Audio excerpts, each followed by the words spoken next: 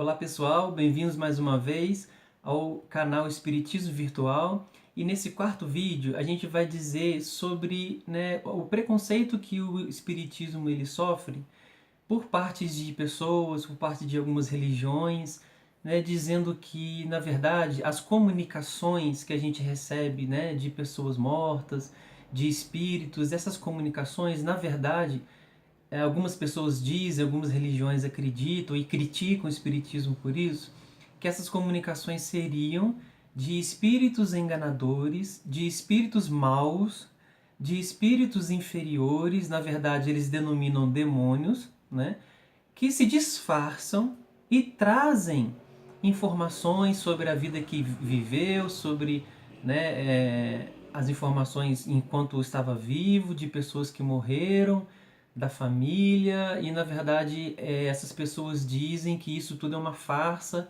de espíritos ruins que querem desviar a atenção dessas pessoas que estão no caminho errado, e na verdade deveriam estar, nas outras religiões e não estão porque são desviadas, enganadas por espíritos maus.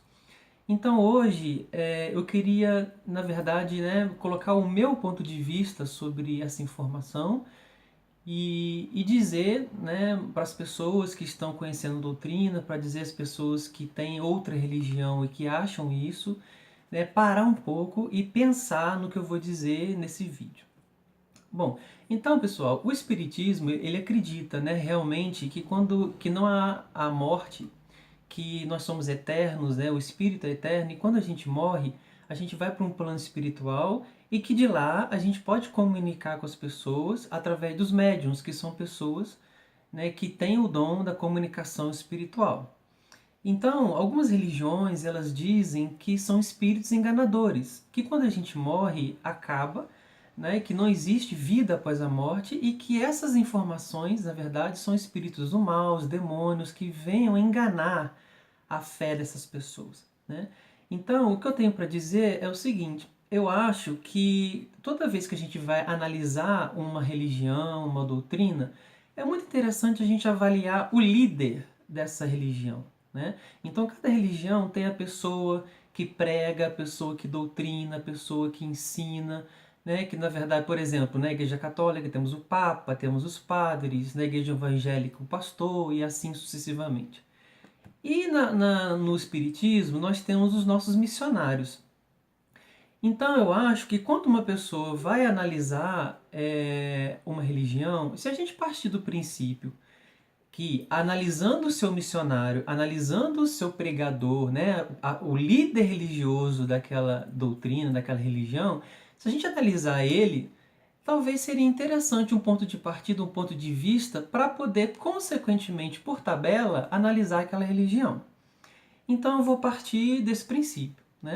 Então existe um missionário, um líder da doutrina espírita vivo hoje no Brasil, que é o Divaldo Pereira Franco.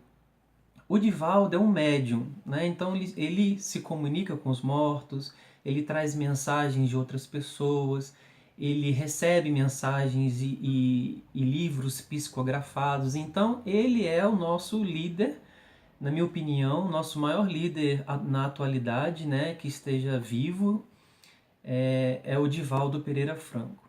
Então, eu vou analisar o Divaldo, porque aí, analisando o Divaldo, eu acho que, por tabela, a gente analisa o Espiritismo, já que ele é o nosso maior líder, vivo hoje. Então, pessoal, o Divaldo Pereira Franco, em 2005, ele ganhou o título de Embaixador da Paz no Mundo, em Genebra, na Suíça. Então, a primeira coisa que eu queria parar para refletir é nessa informação. Será que uma pessoa que engana outra, será que uma pessoa que recebe informações falsas de espíritos enganadores e de demônios, será que ele seria eleito embaixador da paz no mundo em Genebra, na Suíça? Então essa o primeiro ponto que eu gostaria de refletir com vocês.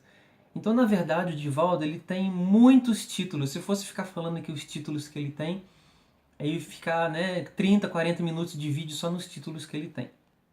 Então, daí se comprova que ele é um ser humano incrível, uma grande pessoa, só por conta desses títulos que ele recebe. E então, como eu falei para vocês, ele é um médium, ele recebe mensagem dos mortos e através dessas mensagens ele publicou 258 obras que foram traduzidas para 19 idiomas no mundo inteiro. E com isso, ele vendeu mais de 8 milhões de exemplares das suas obras, né?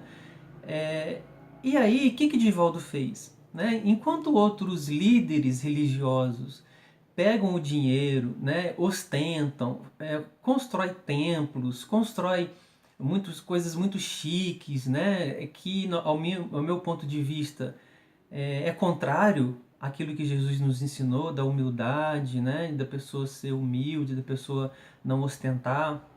Mas enfim, eu não estou aqui para criticar religião nenhuma, eu só estou comparando.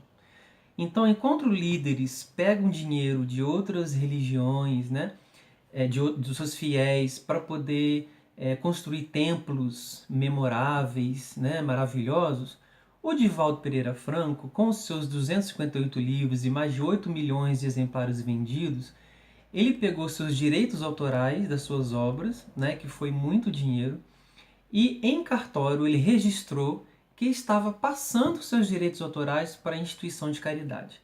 Né? Por exemplo, nos seus 19 idiomas, a venda, né, o dinheiro das vendas, os direitos autorais era passado para aquele país, para ajudar nas obras assistenciais de caridade daquele país.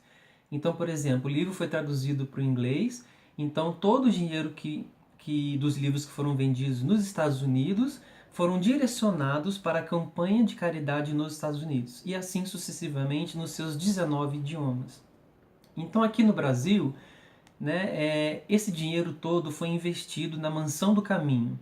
Apesar de ter esse nome Mansão, né, é uma instituição de caridade do Centro Espírita que Divaldo fundou, que na verdade é uma cidade gigantesca no meio da periferia de Salvador.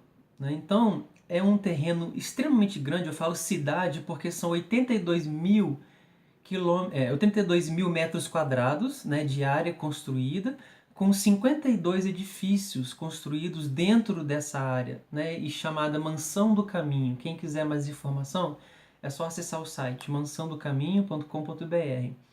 E vocês vão ver que obra maravilhosa, né, que esse líder construiu.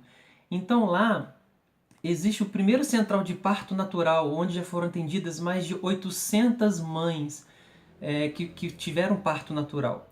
E quando as crianças nascem lá dentro, elas são cuidadas por médicos, lá tem hospital, né? O hospital ele atende mais de 500 pessoas por dia. Né? O hospital atende com medicações gratuitas, oferecidas pelo governo, né?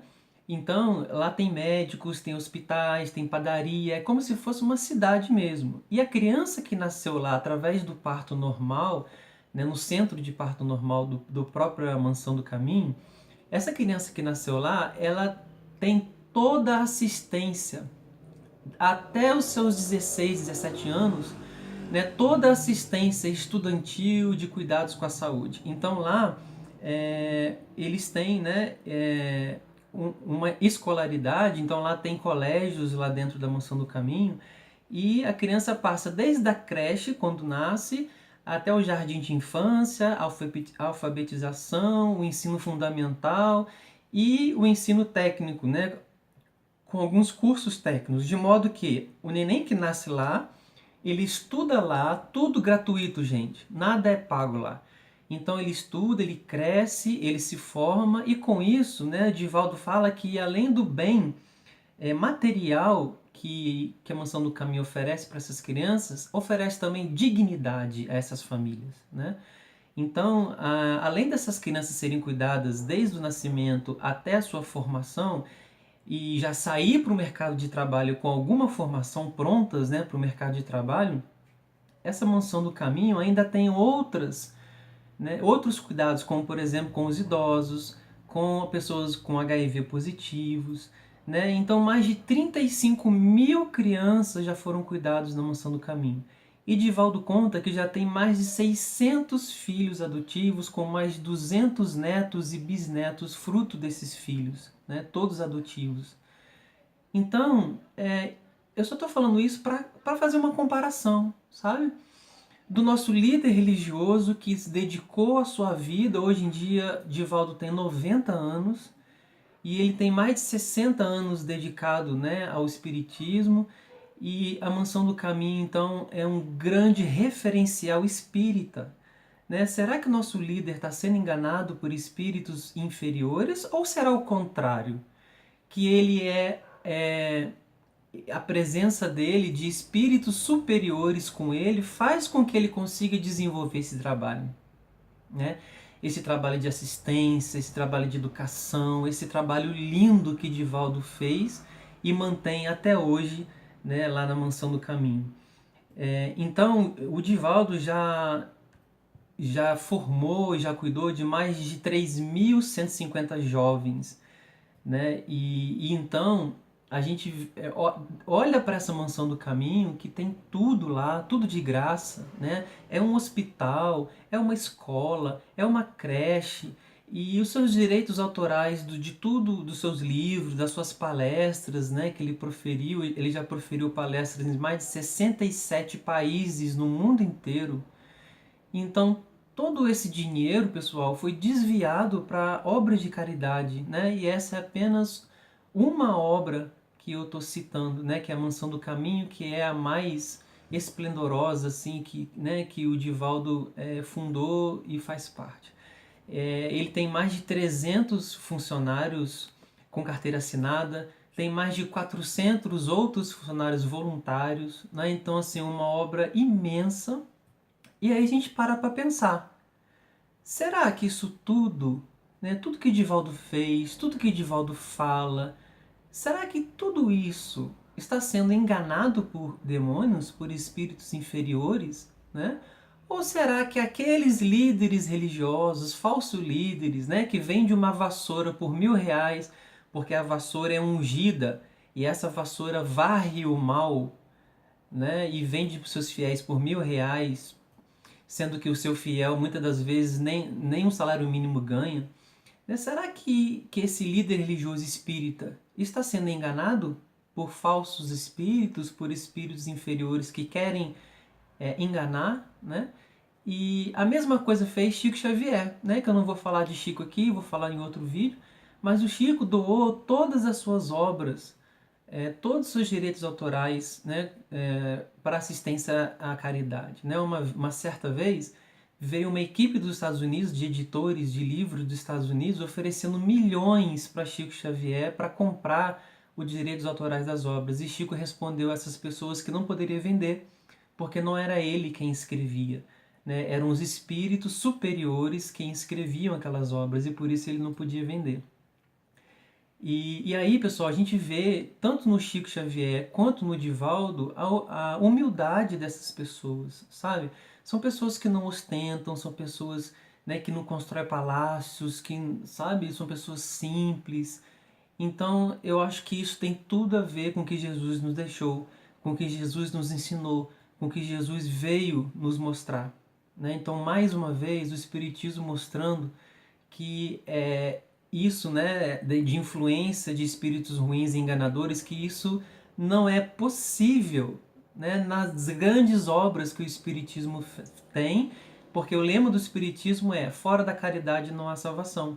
Então, se a gente faz caridade, se tem obras maravilhosas, principalmente dos nossos líderes religiosos, né, então, no meu ponto de vista, essa informação ela não tem cabimento, e só fala isso quem realmente não conhece a doutrina, quem não conhece os nossos líderes, quem não conhece as caridades que o Espiritismo faz, né? Porque é uma das religiões, uma das doutrinas que mais faz caridade no mundo, né? Se você for em todo centro espírita tem alguma obra de caridade, tá certo? Então, essa é a minha opinião. Espero que vocês reflitam um pouco em tudo isso que eu disse. E quem concordar, quem gostar do vídeo, compartilha, por favor, essa ideia para a gente poder disseminar e quebrar um pouco essa barreira, né? Esse bullying, esse preconceito de que o Espiritismo ele trabalha, né, nessa linha. E então, fiquem com Deus, na paz do nosso Senhor Jesus Cristo, que assim seja.